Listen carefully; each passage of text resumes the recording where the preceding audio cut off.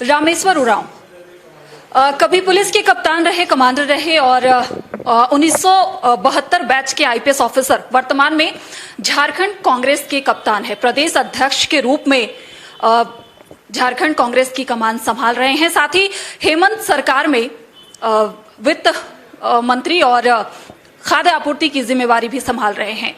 रामेश्वर उरांव केंद्रीय मंत्री और एससी/एसटी कमीशन के चेयरमैन भी रह चुके हैं। 2004 में एडीजी के पद से वीआरएस लेने के बाद राजनीतिक करियर का शुरुआत का ये उत्कर्ष है जब झारखंड विधानसभा चुनाव में पहली बार कांग्रेस 16 सीट जीत कर आई और झारखंड के दो बड़े नेता प्रदीप यादव और बंधु तिर्की अपनी पार्टी जेवीएम छोड़कर कांग्रेस में शामिल हुए। हेमंत सरकार को सत्ता तक पहुंचाने की सीढ़ी बनी कांग्रेस और खुद लंबे अरसे बाद सत्ता की भागीदार बने और पार्टी के 4 नेता बतौर मंत्री सरकार में शामिल हैं।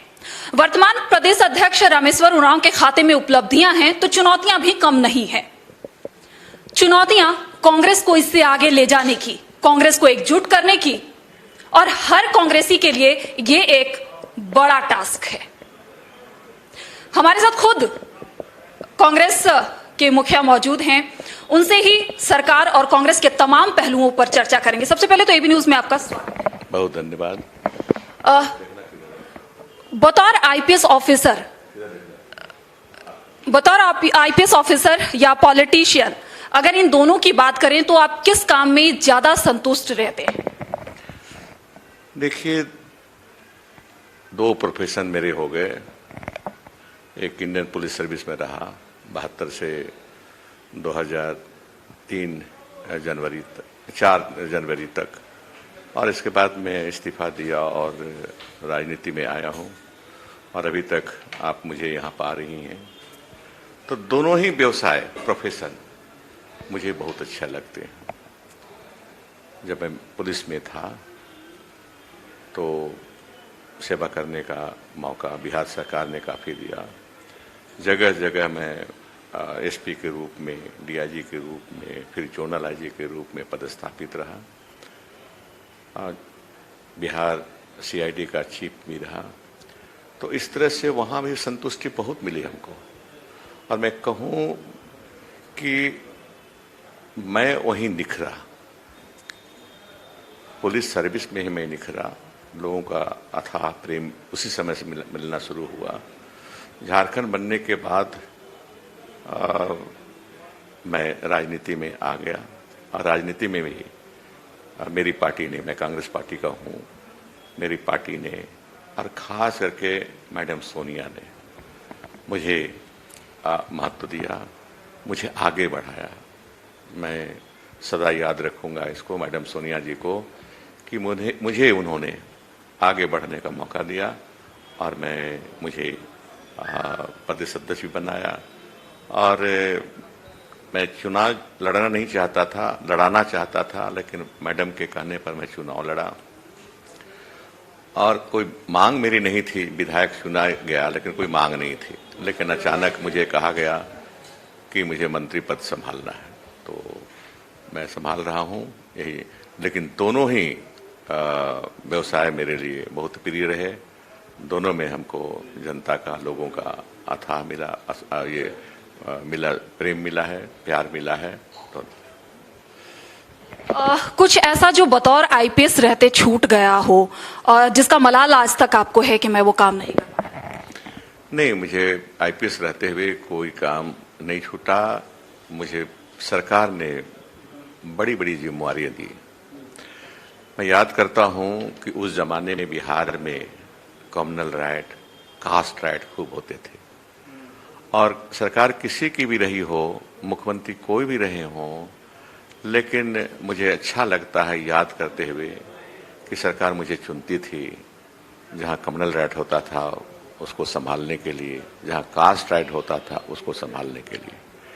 तो इस तरह से मुझे सरकार, तत्कालीन जो भी सरकार रही बिहार में, काफ़ी सम्मान दिया गया सरकार द्वारा और काम मुझे दिया गया, जिम्मेदारी दी गई और अपनी कोशिश के मुताबिक मैंने उन कार्यों को पूरा करने की हर कोशिश की।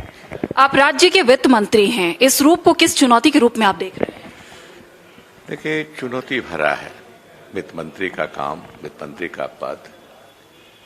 जब हम लोग की सरकार बनी हेमंत जी के नेतृत्व में, तो उस समय सबसे बड़ी चुनौती थी कि राज को कैसे चला जाए। बिना पैसे का राज चलता नहीं है, न परिवार चलता है न राज चलेगा। तो पैसे नहीं थे उस समय। हम लोग ने, मुख्यमंत्री हों या मैं, जब हम बयान देते थे खजाना खाली है, तो ये पॉलिटिकल बयान नहीं था, ये हकीकत था। सच्चाई यही थी कि उस समय खजाना खाली था और हमने सोच रखा था मुख्यमंत्री जी के नेतृत्व में कि हम खजाने को भरेंगे। हम जो टैक्स बढ़ाएंगे नहीं, लेकिन टैक्स के दायरे को बढ़ाएंगे, उसके नेट को बढ़ाएंगे और अधिक से अधिक लोगों को इस नेट में लाएंगे और अपनी आमदनी बढ़ाएंगे। लेकिन कोरोना काल में ये संभव नहीं हुआ।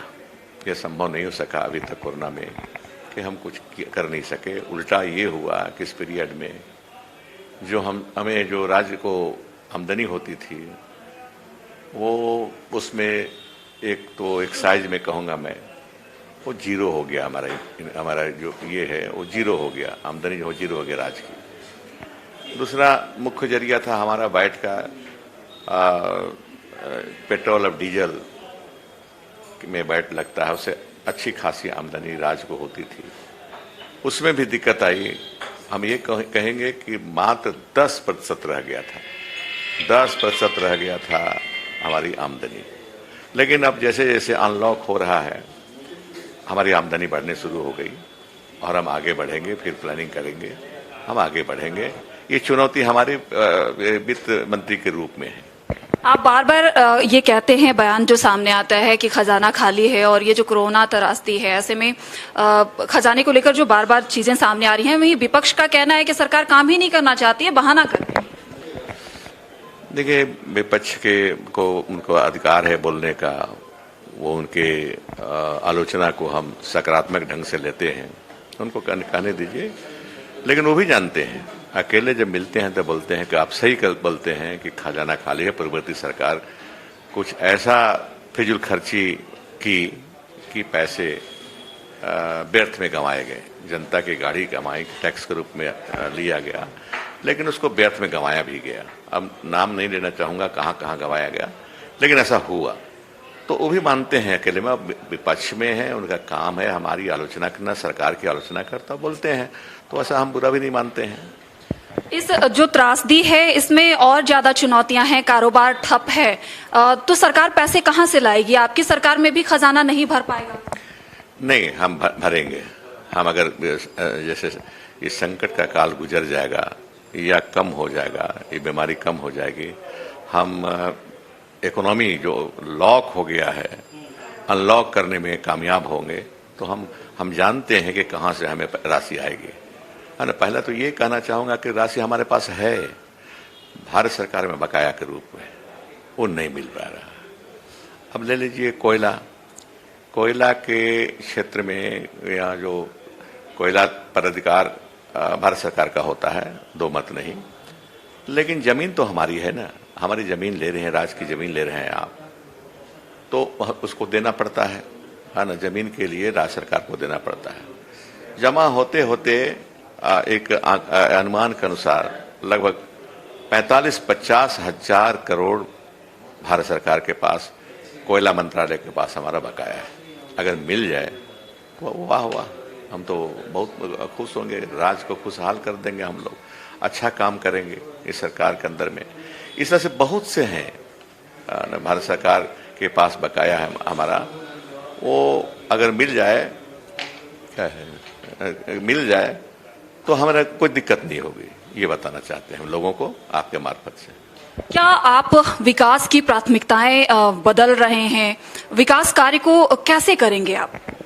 देखिए, विकास जो लोग कहते हैं वो हमारी परिभाषा कुछ अलग होगी उन लोगों की तरह। विकास पहला हमारा है, विकास का मतलब हम एजुकेशन में देंगे, खर्च करेंगे। लोगों को एजुकेट करेंगे। आज हमारे लोग बाहर जाते हैं काम करने के लिए, अनएजुकेटेड हैं, अनस्किल्ड हैं। अगर हमको एजुकेट करें और स्किल करें, है ना, तो बाहर जाके भी वो बेहतर उनको वेतन मिलेगा या मजदूरी मिलेगी। हम वो नहीं कर पा रहे हैं। तो हमारी प्राथमिकता है कि अपने लोगों को कैसे विकसित करें। लोगों को पहले विकसित करना होगा। लोगों को सड़कें, बिजली, पानी, ये सुविधाएं हैं, इन सुविधाओं को भी बढ़ाएंगे हम।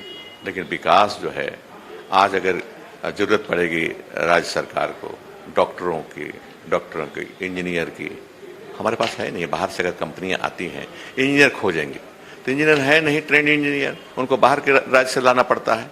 तो हम क्यों, क्या किए अभी तक, हम क्यों नहीं अपने बच्चों को इंजीनियरिंग पढ़ा पाए, ओवरसीयर की पढ़ाई पढ़ा पाए, ITI की पढ़ाई पढ़ा पाए कि अगर कोई कंपनी आती है, यहाँ औद्योगिकरण होता है, हम जमीन देंगे, उद्योग खोलेंगे, तो नौकरियां क्या हमारे लोगों को मिलेगा?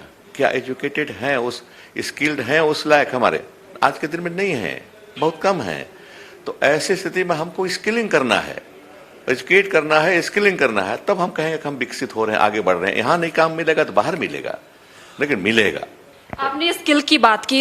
कई जो स्किल्ड जो यहाँ के छात्र हैं, जिन्होंने परीक्षाएं पास कर ली हैं, लेकिन वो आज तक उनकी नियुक्ति नहीं हो पाई। लाखों ऐसे लोग हैं जिन्होंने परीक्षाएं पास की, या तो कोई अड़चन लगा दिया गया या फिर हमेशा विवादों में रहे। तो ऐसे युवाओं का भविष्य कहाँ है? नहीं, मैं दुखी होता हूँ। आप जो कह रही हैं, मैं सोचता हूँ, पीछे मुड़ कर देखता हूँ तो दुखी हो जाता हूँ। यहाँ सरकारी पद रिक्त पड़े हुए हैं, लोग पढ़े भी लिखे हैं, लोग compete कर सकते हैं। लेकिन देखिए ना, आप देख लीजिए, हमें जो दुख है, कहना पड़ रहा है कि इतने 20 साल हो गए लगभग झारखंड बने हुए, अब मुश्किल से हम 5वां JPSC का एग्जाम ले पाए। अब 5 साल में एक भी उसमें हम नियुक्ति नहीं कर पाई। पूर्ववर्ती सरकार जो थी 5 साल रही, लेकिन एक नियुक्ति नहीं कर पाई। ये इस तरह की स्थिति यहाँ पर बना के रखा हमने, हम सभी दोषी हैं, इस स्थिति के बना के रखा। अब देश अविकसित है आज के दिन में, तो यही सब कारण है। आपने JPSC की बात की। JPSC सिर्फ एक नियमावली को लेकर हमेशा भेंट चढ़ता आया है और उसमें जो लड़के हैं उनकी उम्र गुजर जाती है। कई ऐसे लड़के हैं जिनकी उम्र गुजर चुकी है और आस लगा के बैठे हैं। तो क्या इसको लेकर सरकार कुछ विचार करेगी, नियमावली को लेकर? एकदम शुरू में ही हम लोग जो कैबिनेट की बैठक हुई, उसी में चर्चा की है कि अन्य राज्यों में भी नियुक्ति होती है, कोई विवाद नहीं उठता। क्या है कि झारखंड में ही क्यों इस तरह का हो रहा है? बात है, नियमावली इस तरह का बनाया गया है कि लोग कोर्ट चले जाते हैं, हाई कोर्ट चले जाते हैं, फिर वहां से स्टे मिल जाता है। तो हम लोगों ने तय किया है कि हम नियमावली में संशोधन लाएंगे, ऐसा बनाएंगे इसको ताकि स्वच्छ रूप से नियुक्ति हो और किसी को हाईकोर्ट जाने की नौबत भी नहीं आए। प्रवासी मजदूर राज्य के लिए बड़ी चुनौती है। क्या सरकार सभी प्रवासी मजदूरों को रोजगार दे पाएगी झारखंड में? नहीं, ऐसा है कि हम जब झारखंड में आ गए तो वो वासी मजदूर हैं, यहाँ के लोग हैं। प्रवासी तब थे जब बाहर थे, यहाँ आ गए हैं तब झारखंडी है सब।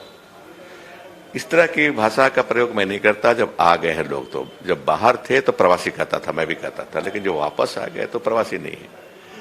हम कोशिश कर रहे हैं, हम योजना बना रहे हैं कि जो भी लोग हैं उनको हम रोजगार दे सकें। पहले तो हमने मैपिंग की है, स्किल्ड, सेमी स्किल्ड, अनस्किल्ड में। ये 3 कैटेगरी में लोग हैं, इनको हम खोज रहे हैं, योजना बना रहे हैं कि कैसे इनको रोजगार दिया जाए, ये करना है। फिर मेरा अपना मत ये भी है कि सबको हम रोजगार नहीं दे पाएंगे। जो स्किल्ड हैं, बाहर काम करते थे, वहाँ जरूरत है, उनको वहाँ भी जरूरत है। सिर्फ हमें अपने राज्य को नहीं देखना है, देश को देखना है, देश की व्यवस्था, अर्थव्यवस्था को देखना है। अब मेरे पास कुछ लोग आए, उद्योगपति लोग कहिए, गुजरात से, बोले कि देखिए हमको सूरत में, अहमदाबाद में लगभग झारखंड के 20,000 लोग काम करते थे कॉटन टेक्सटाइल में।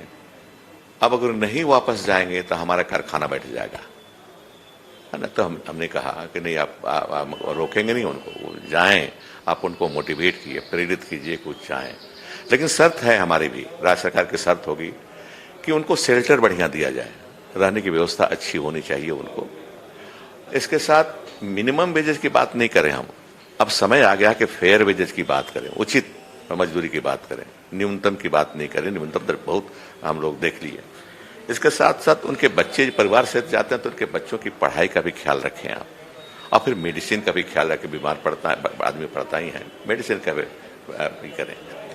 तो उन्होंने कहा कि हाँ ऐसा ही करेंगे, इस बार हम लोग ले जाएंगे प्रेरित करके, और इसी तरह के रखेंगे, बढ़िया से रखेंगे, उनको कोई दिक्कत नहीं होने देंगे। हम लोग देख लिए कि कैसे मजदूरों की अनदेखी हम लोग करते हैं तो क्या हमको भुगतना पड़ रहा है। इस तरह से और भी आई है। यहाँ एक आदमी आया, बोले कि झारखंड के कुछ और बिहार के ज्यादा डायमंड कटिंग में एक्सपर्ट होते हैं, अगर नहीं जाएंगे तो डायमंड इंडस्ट्री बैठ जाएगा। हमने कहा कि ले जाइए आप, कौन मना करेगा। हम तो यहाँ तो डायमंड का कोई कारखाना तो खोल नहीं पाएंगे हम, तो आप ले जाइए, लेकिन प्रेरित कीजिए उन लोगों को, मोटिवेट कीजिए उनको। और फिर वही मैंने कहा कि उनको उचित मजदूरी मिलना चाहिए, रहने की अच्छी व्यवस्था चाहिए। इस तरह से हम लोग भी प्रेरित करेंगे। कुछ लोगों को जाना चाहते हैं तो जाएंगे। जैसे हमने देखा, अखबारों में पढ़ा कि पंजाब सरकार बढ़िया की, अब हार्वेस्ट ये खेती बाड़ी का समय आ गया है, अपना बस लेकर के आई और यहाँ के बिहार से और झारखंड से भी कुछ लोगों को ले गई है। अच्छी बात है। राज्यसभा चुनाव में कांग्रेस को करारी हार मिली, यूपीए भी एकजुट नहीं रहा।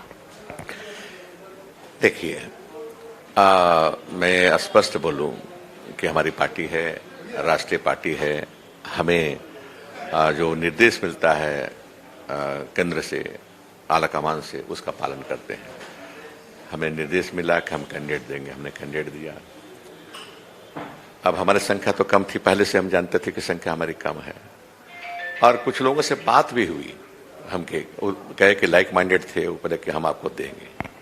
लेकिन अब भाजपा के लोग ये एलिगेशन लगाते हैं कि कांग्रेस शुरू में करते थे कि कांग्रेस हॉर्स ट्रेडिंग पर लगी हुई है। अब हॉर्स ट्रेडिंग में कौन लगा? आप दुनिया देख ले, राज की जनता देख लिया, कौन लगा, कहाँ चले गए लोग? क्या बीजेपी के विरुद्ध लड़के आने वाले लोग बीजेपी को वोट रहे हैं, इसमें कोई तुक है? लोग कहते थे कि हम तो बीजेपी से लड़के आए हैं, उसके खिलाफ लड़के आए हैं, हम उसको वोट नहीं देंगे, कतई नहीं देंगे, हम आप ही को देंगे।